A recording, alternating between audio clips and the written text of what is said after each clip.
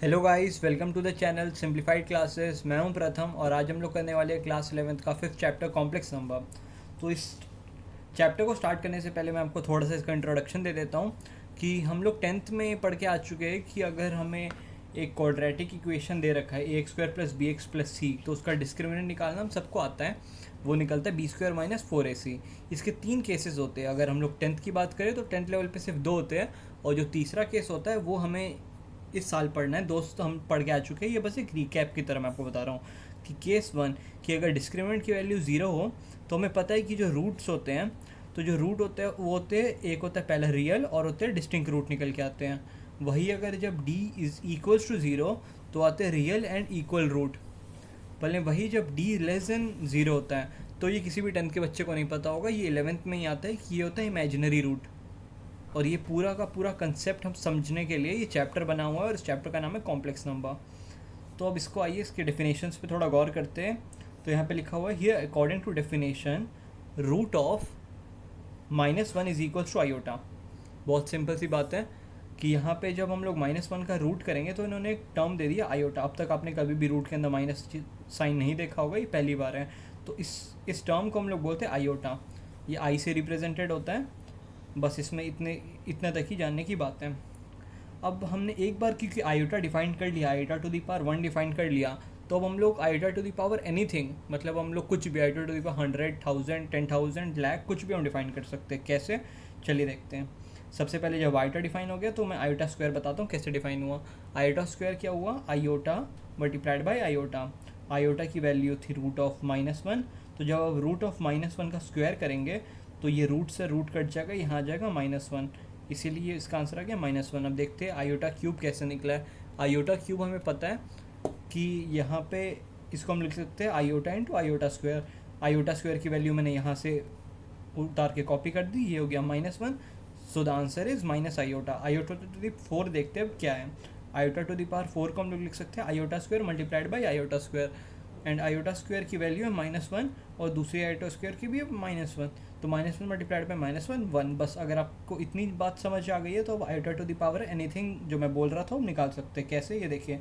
So in general we can say that iota to the power 4n plus K is equals to, यहाँ पे जो plus sign है इसको हम लोग सेपरेट कर सकते हैं, iota to the power 4n multiplied by iota to the power के।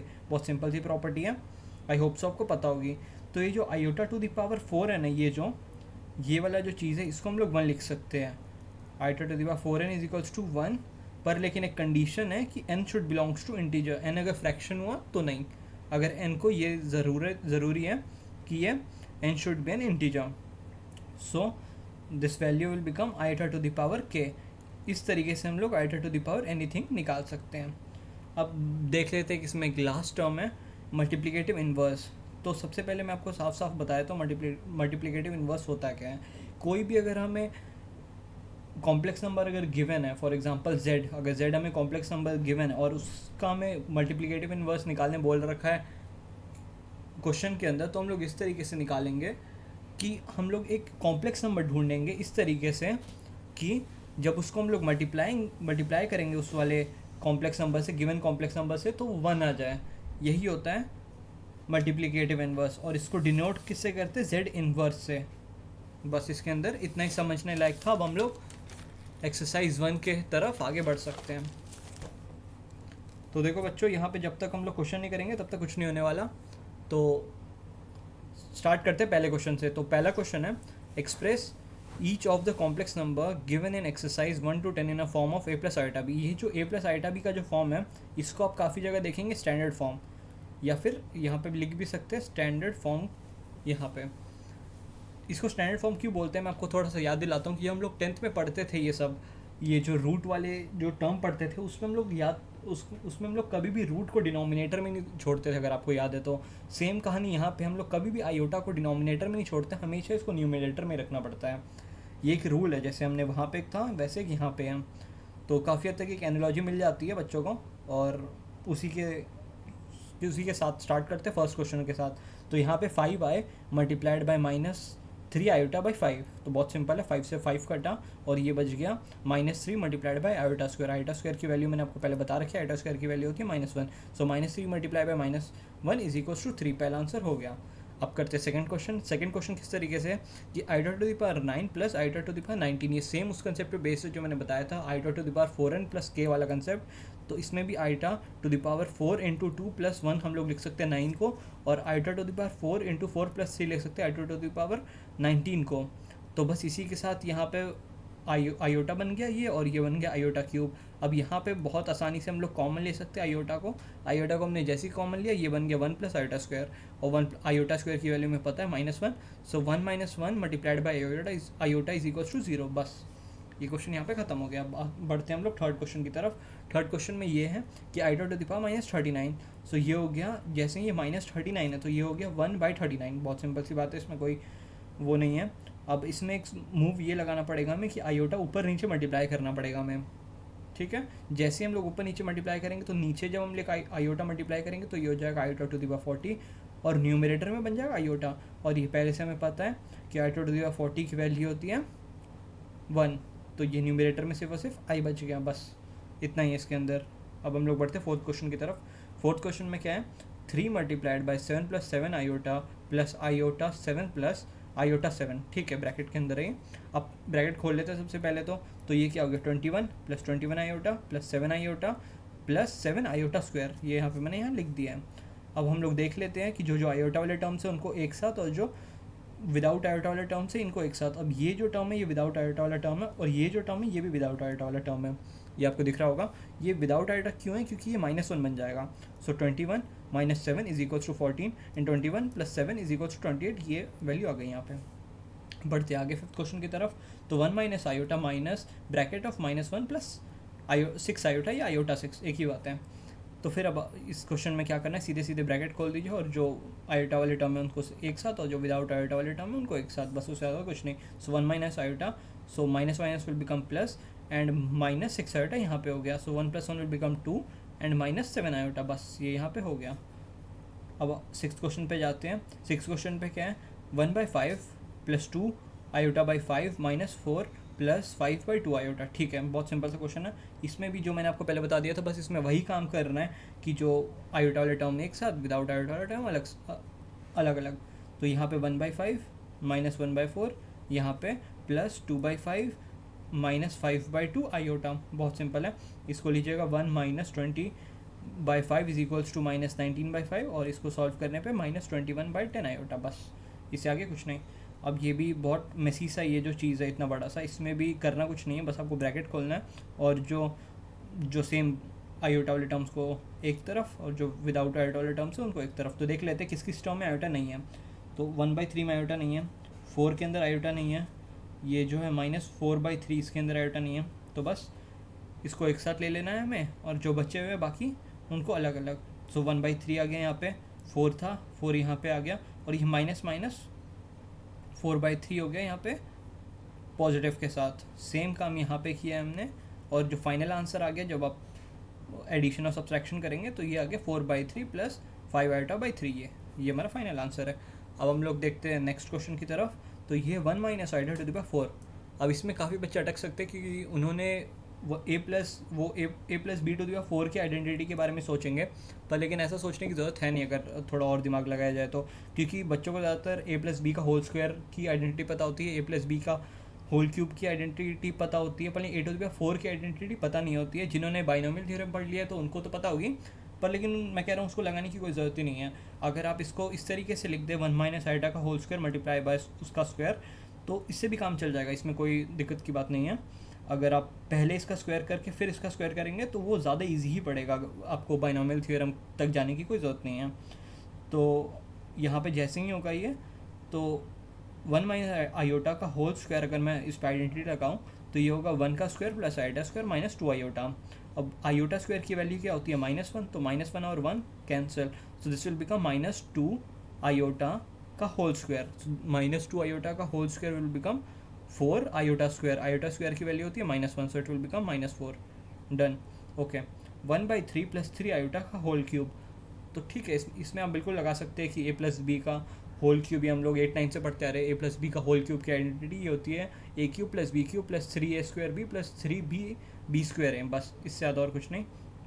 तो इसके अंदर सेम किया 1/3 का होल क्यूब प्लस 3 आयोटा का whole cube plus 3 multiply by 1/3 3 iota का whole square plus 3 multiply by 1/3 का whole square multiply by 3 iota. इसको जब आप पूरा सॉल्व करेंगे तो ये हो जाएगा 242/27 माइनस 26 आयोटा। बस अब करते हैं हम लोग 10th क्वेश्चन के अंदर भी सेम है, बिल्कुल एग्जैक्ट सेम मॉडल का क्वेश्चन है। इसके अंदर बस एक आप ये कर सकते हैं कि माइनस कॉमन ले लें, कि जैसे ही आप यहाँ पे माइनस कॉमन लेंगे तो ये हो गया पूरे में से माइनस कॉमन हुआ, पर लेकिन अभी तक ये क्यूब इस पे जाएगा माइनस के ऊपर, तो -1 का क्यूब क्या होता है, -1 ही होता है, तो ज़्यादा फ़र्क भी नहीं पड़ने वाला। तो बस आपका जो फाइनल आंसर है इसमें माइनस मल्टीप्लाई कर दीजिएगा इसको, तो इसका जो आंसर आएगा -22/3 माइनस 107/27 आयोटा, ये जिसका फाइनल आंसर आएगा जब आप इस ब्रैकेट को सॉल्व कर लेंगे। बस अब बढ़ते आगे इन्होंने बोला है find the multiplicative inverse of each of the following. ठीक है, मल्टीप्लिकेटिव इन्वर्स मैंने आपको होप सो अच्छे से समझा दिया है ये फर्स्ट स्लाइड में ही।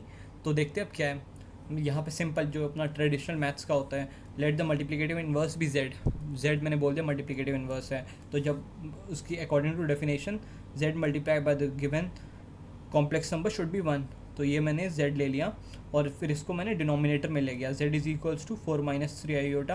अब इसके कॉन्जुगेट से ऊपर और नीचे मल्टीप्लाई कर देना होता है। कभी भी हमें मल्टीप्लिकेटिव इन्वर्स चाहिए या फिर कभी भी हमें कोई कॉम्प्लेक्स नंबर को डिनोमिनेटर से हटाना है तो ये हमें इसके कॉन्जुगेट से मल्टीप्लाई कर देना होता है। ये अगर आपको रेशनलाइजेशन याद है तो इसको करने में आपको कोई प्रॉब्लम नहीं आने वाली। तो ये 1 multiply by 4 + 3 iota equals to 4 + 3 iota and divided by, अगर आप a² - b² वाली आइडेंटिटी यहाँ पे लगा सकते हैं, सो 16 + 9 = 25, सो 4 + 3 आयोटा बाई 25। बस ये हमारा फाइनल आंसर आ गया सेकंड क्वेश्चन कि ये √5 + 3 आयोटा, √5 + 3 आयोटा, इसमें भी कोई बड़ी बात नहीं है। इसमें भी हमने z ले लिया according to definition, the given complex number is √5 + 3 iota और द आंसर शुड बी 1। तो इसको हम लोग डिनोमिनेटर में लेके गए, √5 + 3 आयोटा, इसके कॉन्जुगेट के साथ मल्टीप्लाई किया, √5 - 3 iota and √5 - 3 iota, numerator denominator दोनों में। तो ये जैसे ही मल्टीप्लाई 1 हुआ तो √5 - 3 आयोटा हो गया न्यूमरेटर में, एंड 5 + 9 = 14, √5 - 3 आयोटा बाई 14, ये हमारा आंसर आ गया। डन। अब ये हो गया क्वेश्चन नंबर 3। क्वेश्चन नंबर 3 में minus iota, okay minus iota है, इसमें भी कोई बहुत बड़ी बात नहीं है। इसमें z हमने लिया multiply by minus iota is equals to 1, okay. तो अब हम लोग आयोटा माइनस आयोटा को हम लोग नीचे लेके चले गए, तो माइनस यहाँ पे आयोटा यहाँ पे। अब आयोटा से हम लोग ऊपर नीचे मल्टीप्लाई कर दिया, कोई प्रॉब्लम वाली बात नहीं अभी तक। तो आयोटा माइनस आयोटा न्यूमरेटर में एज इट इज़ आ गया, और जो आयोटा स्क्वायर है आप याद करेंगे तो -1 इसकी वैल्यू होती है, तो -1 multiply bye -1 it will become 1, और आयोटा एज इट इज़, बस बात खत्म। अब last question of the exercise ये है, express the expression in form of a + iota b। मतलब सेम बात कि डिनोमिनेटर में हमें काफ़ी सारे आयोटा वाले टर्म दिख रहे हैं यहाँ पे न्यूमरेटर में तो चलो चलता है, कोई बात नहीं है, पर लेकिन बस साफ सीधी बात है, इन्होंने बोल दिया कि a + आयोटा b या फिर स्टैंडर्ड फॉर्म में कन्वर्ट करना है। तो देखो कैसे करते हैं। अब सबसे पहले ये इस फॉर्म में आपको दिख गया होगा कि ये a + b multiply by a - b वाला फॉर्म है, तो a² - b² वाली आइडेंटिटी चलेगी, कोई बड़े प्यार से चलेगी, कोई दिक्कत की बात नहीं है इसके अंदर। तो a² - b² की जब प्रॉपर्टी लगाए तो 9 - आयोटा स्क्वायर मल्टीप्लाई बाय √5 का स्क्वायर मतलब 5, तो आयोटा स्क्वायर की वैल्यू क्या होती है -1, और -1 ऑलरेडी यहाँ पे है, तो minus will become plus and it will become 14, okay. और यहाँ पे अगर आप देखें तो √3 से √3 कटा और बन गया 2√2 आयोटा, ठीक है डन। तो और उसके बाद 14 2 = 7, तो 7 बाय √2 आयोटा, ठीक है, ये यहाँ तक बच गया। और अब देखिए तो अब प्रॉब्लम ये है कि आयोटा भी नीचे है और √2 भी नीचे है, दोनों को ही नीचे रहना अलाउड नहीं है। अगर आप थोड़ा याद करें तो एक काम करते हैं, एक एक करके हटाते हैं। सबसे पहले हम लोग आयोटा को हटाते हैं यहाँ से, तो आयोटा ऊपर नीचे हमने दोनों साइड मल्टीप्लाई करते हैं जैसा कि हमने इस क्वेश्चन में किया था। तो जब ऊपर आयोटा मल्टीप्लाई हो गया तो नीचे आयोटा स्क्वायर हो गया। आयोटा स्क्वायर की वैल्यू हमें ऑलरेडी पता है, ये होती है -7, ये होती है -1, तो ये इक्विवेलेंट हो जाएगा -7 बाय √2 आयोटा। अब हमने आयोटा को तो न्यूमरेटर में ले आए हैं, पर लेकिन हम लोग को इसको भी जो रूट वाला टर्म है इसको भी हम लोग को कहाँ पे लाना पड़ेगा, न्यूमरेटर में लाना पड़ेगा, ना कि डिनोमिनेटर में। तो उसके लिए हमें क्या करना पड़ेगा, √2 से ऊपर नीचे मल्टीप्लाई कर दो, काम खत्म। √2 से जैसे ही हमने ऊपर नीचे मल्टीप्लाई किया तो ये बन गया √2 multiply by √2 is equals to 2, so -7/2 multiplied by √2 iota is a final answer for this. अगर आपको हमारी वीडियो पसंद आती है तो आप लाइक करें, शेयर करें, सब्सक्राइब करें और नेक्स्ट वीडियो में हम लोग ख़त्म करने वाले हैं 5.2 exercise of complex number. Thank you.